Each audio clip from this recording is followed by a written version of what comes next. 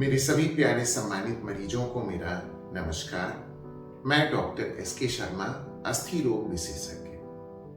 मैं आज आपके सामने एक डिस्कशन के लिए बैठा हूं।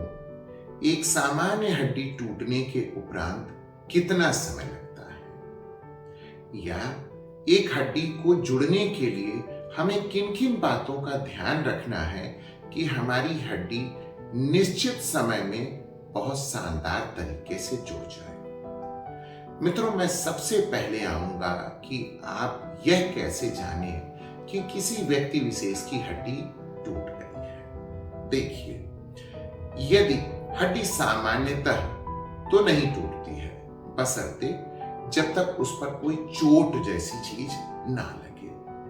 मान लें जैसे हम लोग रूटीन में गिर गए कभी, या कोई ऐसी चीज हो गई, तो मांसल चोट भी आती है, बट अगर हड्डी टूट जाती है तो हम उस अंग का उपयोग नहीं कर पाते हैं। एक चीज, हमें बेहद तेज दर्द की अनुभूति होती है, साथ ही साथ कई बार वहां सूजन बहुत तेजी से आने लगती है, और एक तरीके से सूडो पैरालिसिस, मतलब अगर मान लें किसी का हाथ टूट जाता है तो यकीन माने वो अपने हाथ का तो उपयोग नहीं कर सकता है। ऐसे लगता है जैसे हाथ ही सुन्न पड़ गया और पैरालिसिस हो गई। तो मित्रों, यदि हमारी हड्डी टूट जाती है तो हम क्या करें? हड्डी टूटती है तो सबसे पहले हमें ध्यान रखना है, उस पार्ट को हमें इमोबिलाइज कर देना है। इमोबिलाइज का मतलब होता है हम किसी भी चीज से बांध दें। आप अपने घर से चलें, जैसे न्यूज़पेपर रखकर बांध दें, बच्चों की स्केल रख के बांध दें, कोई भी लकड़ी जैसी चीज को लेकर और उसे बांध दें। वो हिले नहीं। हिलने पर दर्द होता है और न हिलने पर तकलीफ कम होती है। ये तो हाथ या ऐसी चीज के लिए हो गई, बाजू के लिए हो गई। मान लें किसी का पैर टूटा जंघे से है तो आप उसे भी बांध सकते हैं। पैर टूट गया उसे भी बांध सकते हैं। या सबसे ध्यान देने योग्य बात है, आप उस अंग को हिलाएं ही नहीं, ये भी ध्यान रखिए। अब मान लें यदि हड्डी टूट जा गई और आप हमारे पास आते हैं, तो सर्वप्रथम तो सबसे जरूरी होता है कि हम उसका एक्सरे करें। जब भी हम उसका एक्सरे करते हैं तो हम लोग ये डिसीजन ले लेते हैं कि आपकी हड्डी कंजर्वेटिव मींस प्लास्टर में जुड़ेगी या ऑपरेटिंग, मतलब कि हमें इस पे ऑपरेशन करना होगा। ये हम लोग इन जनरल डिसाइड कर लेते हैं। अब मित्रों, जब भी हड्डी टूटती है तो मुख्यतः दो प्रकार से टूटती है। अब इसी पर निर्भर करता है हड्डी का जुड़ना, कि आपकी हड्डी टूटी कैसी है। मान लें हड्डी सिंपल वे में दो पार्ट में टूट गई है। मैं सारे एग्जांपल बाजू के हिसाब से दे रहा हूं। मान लीजिए यहां से हड्डी टूट गई, तो सबसे पहला काम मित्रों, आप इसे इमोबिलाइज कर देंगे। आप हमारे पास आए हैं, 90% कई बार इस चीजों में तार डालने की जरूरत पड़ती है, सरिया डालनी ही होती है, नेलिंग होती है। तो मित्रों, जब हम लोग ये डिसीजन लेते हैं कि भाई प्लास्टर से नहीं है, ऑपरेटिंग चीज है, ऑपरेशन भी कर दिया, इसके बाद मित्रों सबसे जरूरी का काम आता है कि आखिरकार ये हड्डी अच्छे से कैसे जुड़ेगी और अपने निश्चित अवधि में जुड़ जाए। तो मित्रों, सबसे बड़ी चीज ये होती है कि हड्डी टूट गई, या तो हम उसे प्लास्टर में कर रहे हैं या तो हमने उसका ऑपरेशन कर दिया। अब मित्रों, मैं आपको क्या सलाह देता हूं? पहली सलाह, देखिए, यदि हड्डी आपको बहुत अच्छे से जोड़नी है तो निर्भर करता है कि आप अपने डाइट को कैसे इंप्रूव करेंगे, मतलब खान पान की चीजों को बेहतर रखिए। सबसे जरूरी चीज होती है दूध। देखिए, दूध से हमें कैल्शियम मिलता है, एक चीज। दूसरे नंबर पर हमको हड्डी जोड़ने के लिए सबसे ज्यादा जरूरी की चीज होती है प्रोटीन। और तीसरी सबसे जरूरी चीज है, हमको कुछ हद तक उस अंग की कसरत करते रहना है। अच्छा मित्रों, ये सब मैं ऐसा क्यों कह रहा हूं? देखिए, एक हड्डी को यदि मजबूत बनाना है तो हमें क्या करना है, इस पर ध्यान रखना है। तो सबसे ज्यादा जरूरी चीज मित्रों ये मान कर रखें कि यदि हम प्रॉपर कैल्शियम लें तो हमारी हड्डी बहुत मजबूत होगी। मगर एक सवाल मित्रों ये भी उठता है, क्या सिर्फ कैल्शियम लेने से हमारी हड्डी मजबूत होती है? तो मित्रों ऐसा नहीं है, क्योंकि हमारे शरीर के अंदर एक विटामिन होता है जिसे हम विटामिन डी कहते हैं। यदि हमारे शरीर में विटामिन डी का अभाव हुआ तो आप ये मान कर चलें कि हमारी हड्डी नहीं जुड़ेगी। कारण क्यों? देखिए, कैल्शियम तभी एब्जॉर्ब होगा जब विटामिन डी हमारी बॉडी में एक सीमित मात्रा में अवश्य होना चाहिए। यदि उसकी कमी है तो हमारे लिए चाहे हम जितना भी कैल्शियम खाएं वो सब बेकार है। अब मित्रों सबसे बड़ी चीज ये सवाल उठता है कि भाई हमने कैल्शियम का सोर्स तो दूध बता दिया, उबले अंडे बता दिया, नॉनवेज वाले नॉनवेज से ले लेंगे, हमें प्रचुर मात्रा में दालें लेनी चाहिए, ये सारी चीजें तो बता दी। अब मित्रों ये भी उठता है विटामिन डी कहाँ से मिलेगा? देखिए, विटामिन डी का सबसे रिच सोर्स जो होता है वो सनलाइट होता है। यदि हम सूरज की रोशनी के सामने आधे घंटे तक भी बैठते हैं तो हमारी बॉडी में विटामिन डी बनेगा। इसके अलावा हम विटामिन डी के अन्य स्रोत हैं, जैसे खाने से हैं, मछलियों से हैं, इन सब चीजों से भी हम ग्रहित करते हैं। अच्छा, ड्राई फ्रूट्स हैं, उनसे भी हमें अच्छी प्रचुर मात्रा में विटामिन डी मिल जाती है। ठीक इन्हीं के साथ मित्रों, यदि हम अपनी डाइट में दूध भी ऐड करते हैं, दालें ऐड करते हैं, तो यह हमारे लिए बहुत अच्छी बात होती है। अब मित्रों तीसरे नंबर पर यदि हड्डी को मजबूत बनाना है तो देखिए कि हम ये चीज तो खा रहे हैं, मैं पहले उन चीजों को देखूंगा क्या खाएं तो और क्या ना खाएं जिससे हड्डी कमजोर ना होने पाए। अब देखिए मित्रों, तीसरे नंबर पर जो सबसे जरूरी की चीज आती है वो ये आती है कि हम जरूरत भर की कसरत जरूर करें। देखिए मित्रों, आपको मैं बड़े मोटे भाषा में समझाना चाहूंगा, हड्डी की भूख कैसे बढ़ाएं। मान लें हड्डी को एक इंसान माने और हड्डी कहती है मैं कैल्शियम खाऊंगा, तो साहब जब तक उसको भूख नहीं लगेगी वो कैल्शियम अब्सॉर्ब नहीं करेगी। अच्छा, भूख अगर एक नॉर्मल रूटीन में रखिए, अगर हम कसरत करते हैं तो हमको भूख लगती है, हम खाना खाते हैं। ठीक हड्डी की भूख भी कैसे बढ़ेगी? जब हम एक्सरसाइज मित्रों करेंगे। तो हमें जरूरत भर की कसरत जरूर करनी है। मान लें हमारा पैर टूटा है तो हमारे हाथ तो सही है, हम हाथों की कसरत बहुत अच्छे से करेंगे। दूसरा जो पांव है उसकी बड़ी अच्छी कसरत करेंगे। जो उस पैर में टूटा है उनकी उंगलियां बहुत अच्छा चलाएंगे। मतलब मित्रों, यदि हम एक्सरसाइज करते हैं तो सबसे, अब साइंटिफिक तौर पर समझिए, हड्डी की भूख तो बढ़ ही गई। दूसरी सबसे बड़ी चीज होती है जब हम कसरत करते हैं खासकर टूटे वाले अंग में, तो उसका ब्लड सर्कुलेशन बढ़ता है। मतलब समझिए, अगर ब्लड सर्कुलेशन बढ़ता है तो खाने की रसद कैसे पहुंचेगी वहां? हड्डी की भूख की रसद वो हमारे ब्लड सर्कुलेशन से पहुंचती है। तो मित्रों इसीलिए कसरत बहुत मायने रखता है हड्डी को जोड़ने के लिए। अब मित्रों देखिए, जब हड्डियां टूट जाएं तो आखिरकार कभी आप ऐसा अनुभव करें कि कुछ लोगों की हड्डियां जल्दी नहीं जुड़ती हैं। जैसे, आप गंभीरता से इन बातों को ध्यान दें। पहली चीज, यदि आदमी बहुत स्मोकिंग करने हैबिट का आदमी है, बीड़ी सिगरेट पीता है। दूसरे नंबर पर एल्कोहलिक है, मतलब वो बहुत शराब मद्यपान करता है, ऐसे लोग भी जल्दी नहीं जुड़ते हैं। तीसरी सबसे बड़ी चीज है मित्रों, मैं व्यक्तिगत तौर पे कहता हूं सबसे निकटवर्ती शत्रु कोल्ड ड्रिंक है, सोडा। सोडा आपको नहीं लेना है मित्रों। सोडे का सेंस देखिए, समझिए। देखिए, मैंने मित्रों बहुत देखा है और एक बहुत गंदी आदत अब लोगों में डेवलप होते देखा है मित्रों। कई बार मैं अपने घर में भी देखता हूं। जैसे मान लीजिए किसी ने खाना खा लिया, तो अब कोई स्पेशल खाना खाया तो लोग कहते हैं लाओ कोल्ड ड्रिंक पिएंगे।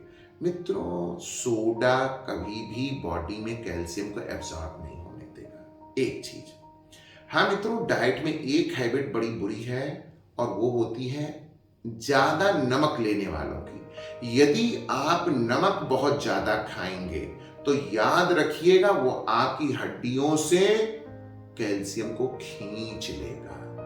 तो आप नमक कम खाएं, ये बड़ा ध्यान रखने वाली चीज है। अच्छा मित्रों, सबसे बड़ी चीज जैसे कैफीन होती है, कॉफी पीने वाले लोग, देखिए कॉफी भी ज्यादा नहीं पीनी है। यदि फ्रैक्चर वाला आदमी की अगर गंदी आदत है बहुत कॉफी पीने की, तो साहब वो आपकी हड्डियों को गला देगा मित्रों। तो फ्रैक्चर वाले लोग तो मैं हाथ जोड़कर कहता हूं भाई कॉफी वॉफी ना पिए, कोल्ड ड्रिंक ना पिए। ये वो चीजें हैं जो आपकी जुड़ने में बड़ी दिक्कत और देरी पैदा करेंगी। तो मित्रों ये तो हो गया कि हम क्या ना खाएं, और मैंने ये भी बता दिया आप क्या खाएं। मित्रों यदि हम सारे भी बचाव कर लें तो भी क्या हड्डी संपूर्ण रूप से जुड़ती है?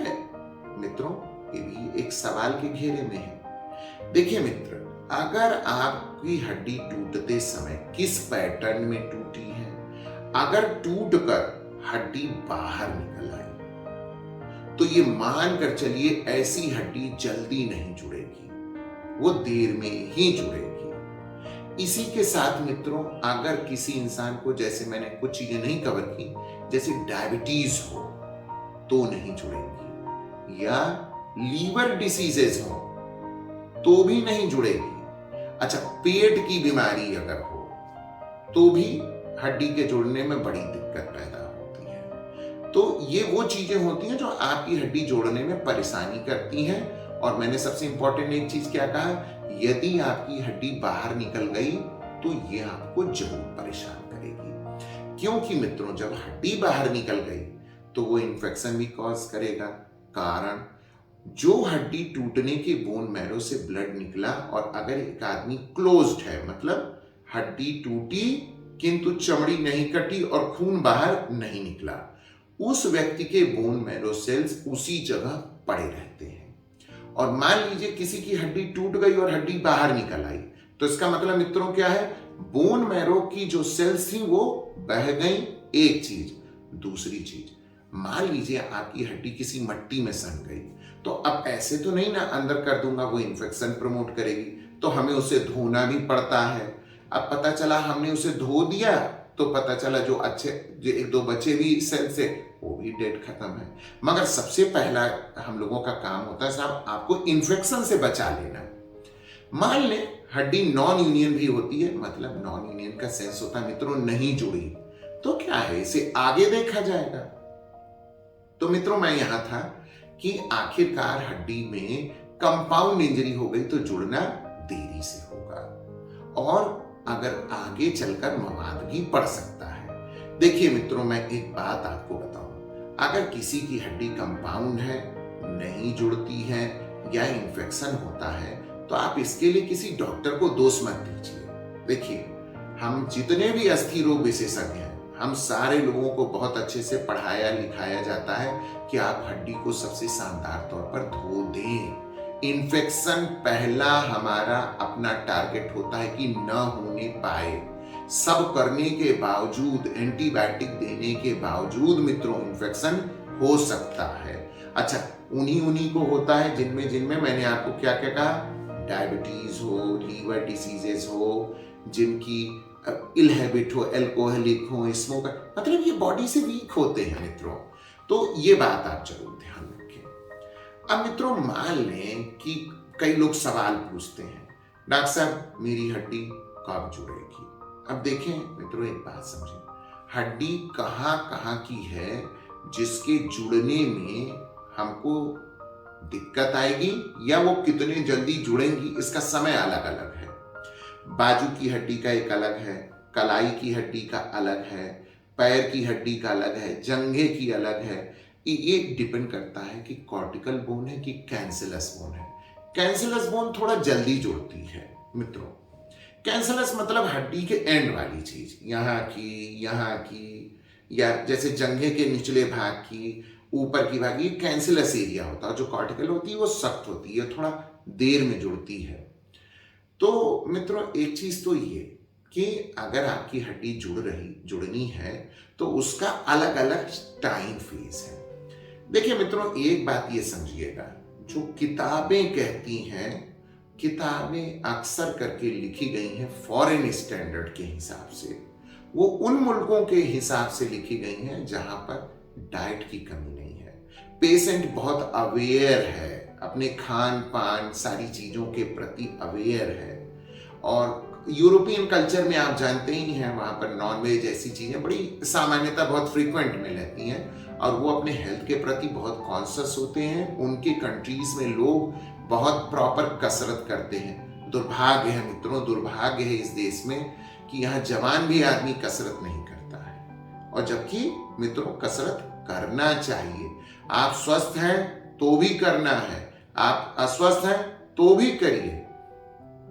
अच्छा मित्रों, मैं बहुत पते की आपको एक बात बताऊं। देखिए मित्र, अगर आप ये जाने आपकी हड्डी का जो विकास होता है, मतलब आप ये माने कि पीक बोन इंडेक्स मास जो होता है वो 30 साल होता है। मतलब 30 साल की आदमी की हड्डी सबसे ज्यादा मजबूत होती है। इन तरीके, यहां तक कि लोगों की हड्डी जुड़ने में कोई कभी दिक्कत बहुत नहीं आती है, वो जुड़ ही जाते हैं, बशर्ते बहुत कंपाउंड ना हो और उनमें कोई सिस्टमिक डिसीज ना हो। कौन सी? डायबिटीज, उनमें लीवर डिसीजेस, या उनमें पेट की संबंधित बीमारी, या वो एल्कोहलिक ना हो, डायबिटिक ना, एल्कोहलिक ना हो, बहुत स्मोकर ना हो, तो उनमें दिक्कत आ सकती है।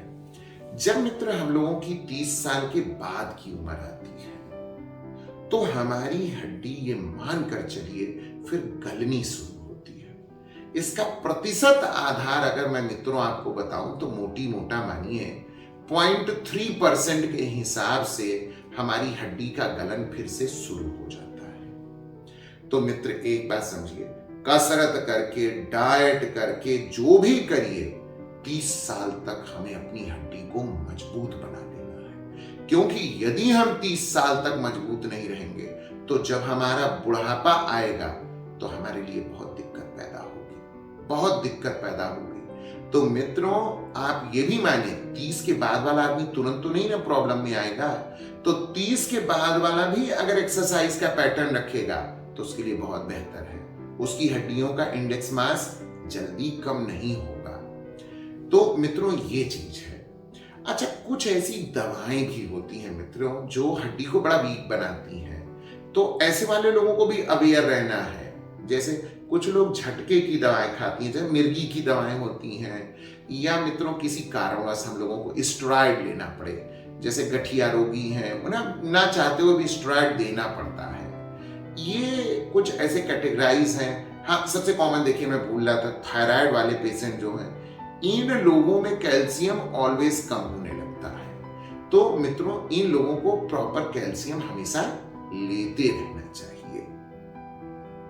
तो मित्रों मैं यहां पर था कि आपकी हड्डी जो है वो मिनिमम हर चीज का समय है कि इतने इतने दिनों में जुड़ जाएंगे, अगर उनके साथ कोई कॉम्प्लिकेशन ना जुड़ा हो। मित्रों एक बात समझिएगा कि अगर हमने मान लें आज आपको एक सरिया डाल दी जंघे में, आपके पांव में, तो मैं कितने दिनों तक दूसरे तौर पर, अगर सब ठीक है, हड्डी नहीं जुड़ रहा है, तो आखिरकार मैं कब तक इंतजार करूंगा और मैं कब आपको दूसरा डिसीजन लूंगा कि नहीं अब आपकी हड्डी खुद से नहीं जुड़ सकती है, अब मैं आपको ऑपरेट करूंगा फिर से। तो मित्रों वो समय होता है 9 महीना। यदि मान लें मैंने बाजू की हड्डी में सरिया डाल दी, जंघे में डाल दी, पैर में डाल दी और नहीं जुड़ रहा है, तो मैं क्या करूंगा? 9वें महीने में अगर मुझे हड्डी के जुड़ने का अंश नजर नहीं आता, मित्रों मैं अपने पुराने भी वीडियो में बताया हूं, कैलस कहते हैं, मतलब कैलस अगर मुझे नजर नहीं आ रहा है तो इसका मतलब मित्रों समझ जाएं कि 9वां महीना अगर पार कर गए और आप नहीं जुड़े तो अब आपका इम्प्लांट फटीक हो जाएगा, मतलब अब वो इम्प्लांट थक जाएगा, अब उसके टूटने का चांस बढ़ गया। तो मित्रों मुझे इसमें कुछ अलग से करना पड़ेगा, मतलब कोई चीज खुद से नहीं जुड़ी तो मैं वहां ऐसे रसद डालूं, मतलब हड्डी की बोन ग्राफ्टिंग, हड्डी का चूरा डाल दिया जाए जिससे वो चीज की जुड़ने की क्षमता बढ़ जाए। मित्रों कई बार भी सवाल होता है, डॉक्टर साहब जहां से आप हड्डी निकालेंगे वो भी कमजोर हो जाएगा। नहीं मित्रों, इस कूल्हे के ऊपरी हिस्सा एक इलियक क्रेस्ट होता है, हम लोग वहां से हड्डी लेते हैं। ईश्वर ने बहुत अच्छी अच्छी चीजें बनाई हैं, शायद उन्होंने बहुत जमाने पहले ही हम लोगों के लिए एक बोन रिजर्वायर बना के रखा है कि अगर आप वहां की हड्डी ले लें और दूसरी जगह डाल सकें, तो ये भी एक अच्छी चीज है। इसके अलावा बहुत मार्केट में भी सिंथेटिक बोन ग्राफ्ट आते हैं, मगर मित्रों मैंने उसे कभी प्रेफर नहीं किया और मेरा उसके प्रति एक्सपीरियंस ठीक नहीं है। वो जोड़ नहीं पाता है, अननेसेसरी का हिंडेंस क्रिएट करता है। बोन ग्राफ्टिंग का कोई अन्य सब्स्टिट्यूट नहीं हो सकता है। मतलब मित्रों यदि हड्डी का चूरा डाल दिया जाए तो समझिए कि 90 या 99% हड्डी जुड़ ही जाती है। अब मित्रों जैसे बाकी की चीजें हैं, कई बार मैंने बहुत लोगों को देखा बोन मैरो ग्राफ्टिंग भी होती है। बोन मैरो ग्राफ्टिंग या चीजें बहुत सटीक नहीं हो पाती हैं। अगर जुड़ने का अंश देखिए तो हमारे डिपार्टमेंट में भी हुआ करता था, मगर मुझे ये मानना है कि शायद अगर 100 आदमियों में आप बोन ग्राफ्टिंग कर दे तो 10 आदमी नहीं जुड़ सकता है। एक दो पता नहीं वो अपने से जुड़ गया कि उससे जुड़ा, ये बहुत कंफर्म कह पाना मुश्किल होता है। तो इस तरीके से 9 महीने के बाद हम लोग ग्राफ्टिंग कर देते हैं। जब भी मित्रों हम लोग ग्राफ्टिंग कर देते हैं उसके बाद भी आपको थोड़ा सा वेट करना पड़ता है, उसको फिर से कैलस बनने में समय लग जाता है, वही अगले 6 से 7 महीने। देखिए मित्रों एक बात समझ लीजिए, अगर बुरी तरीके से क्षतिग्रस्त हड्डी है, जंघे की हड्डी बाहर निकल गई है, मट्टी में सन गई है, तो 2 साल के पहले तक आप उम्मीद ना करें कि वो हड्डी जुड़ेगी। अब देखिए कोई झूठा वादा करने वाली बात नहीं है, 2 साल में कह रहा हूं। अदरवाइज एक आदमी कंफ्यूजन है, अगर आप किसी को पहले बता दीजिए, गलत बयानबाजी करिए, तो एक आदमी कहेगा अरे आपने तो कहा था डॉक्टर साहब 6 महीने में जुड़ जाएगा। नहीं, देखिए इन्फेक्शन कई बार हो जाते हैं और 2 साल के अंदर मानिए बिल्कुल कंप्लीट हो जाते हैं, और जब 2 साल बीत जाता है तो इम्प्लांट निकाल भी दिया जाता है। जंघे की, पैर की हड्डियां अगर जुड़ जाती हैं तो 2 साल के पहले सरिया निकाला भी नहीं जाता है, उसे वैसे ही पड़े रहने देना चाहिए। तो मित्रों ये चीज हो गई कि यदि हमारी हड्डी इस तरीके से जुड़ जाती है और हम इम्प्लांट भी निकाल देते हैं। मित्रों इसके साथ कुछ बातें बहुत ध्यान रखने वाली हैं। ध्यान ये रखने वाली हैं, एक डॉक्टर हड्डी को बहुत इम्प्लांटेशन जुड़ने की रफ्तार नहीं बढ़ा सकता। जैसे बहुत लोग कहते हैं डॉक्टर साहब कुछ ऐसा खाने को कहिए कि मेरी हड्डी बड़ी तेजी से जुड़े। नहीं मित्रों, आप रफ्तार नहीं बढ़ा सकते। कहने का मतलब है आप बोन को उसके प्रॉपर समय में ही हील होगा, ये मान के चलिए। और एक बात मित्रों मैं और कह दूं, मान लें जैसे कि कैंसिलस बोन वाली होती है, जैसे मान लीजिए किसी का कोलिस फ्रैक्चर है, तो ये मान के चलिए अगर हमने आपको 45 दिन का प्लास्टर लगाया है, तो आप मित्रों ये भी समझिए 45 दिन और लग जाएंगे उसको बिल्कुल मूव करने में, पहले जैसी कंडीशन आने में। तो मित्रों ये भी बहुत ध्यान रखना है। और मैं एक चीज आप मित्रों सबको बहुत अच्छे से बताना चाहूंगा, जब हम में से किसी की भी हड्डी टूटे तो हमको परेशान नहीं होना। उसका कारण समझिए। देखिए मित्रों, समाज में जब एक इंसान परेशान होता है तो समाज उसका भय दोहन करता है। भय दोहन का मतलब है यदि 10 रुपए की चीज है तो उसको 100 रुपए की चीज बता दी जाती है। तो मित्रों आप इसके लिए बहुत अवेयर रहें। मान लें एक जंघा टूट जाए तो अगर 12,800 लेता हूं और एक एंडर नेलिंग करता हूं तो जग में इससे ज्यादा का पैसा लेना और देना साहब ठीक नहीं है।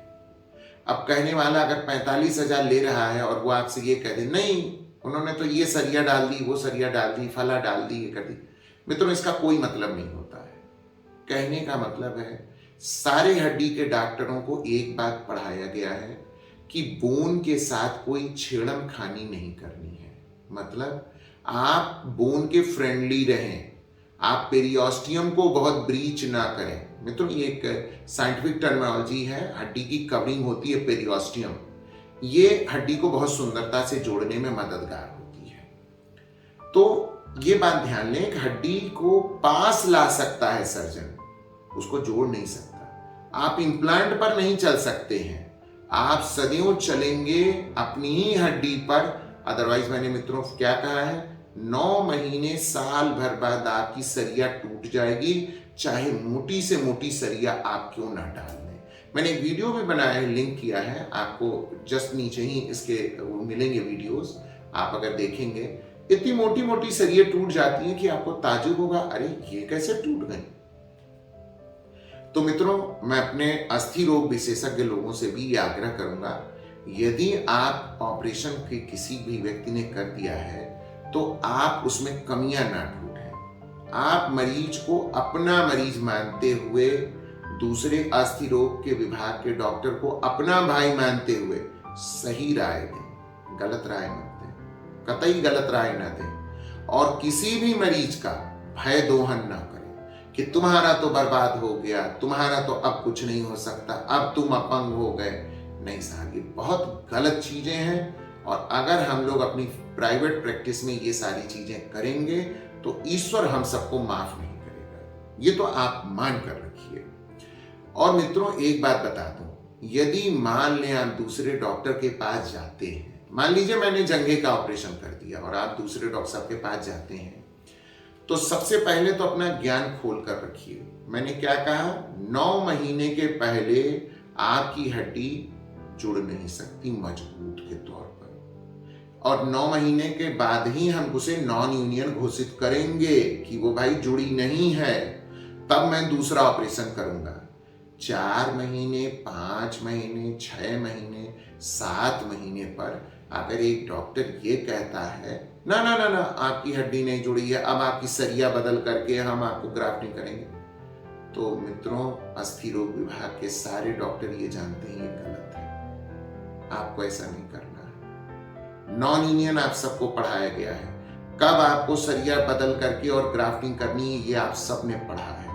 तो जो आपने पढ़ा है सबके लिए एक किताब है, मेरे लिए भी है, आपके लिए भी है, समस्त संसार के अस्थि रोग विशेषज्ञों के हैं। तो कभी भी गलत बयानबाजी कोई भी डॉक्टर आपसी राइवलरी के तहत मत करे, मेरा ये आग्रह है। क्योंकि हम जो भी बोलते हैं वो मरीज के ऊपर बुरा असर डालता है, मरीज का कॉन्फिडेंस लूज करता है। तो आप उसे सही सलाह, सही राय दें। मित्रों, बहुत बहुत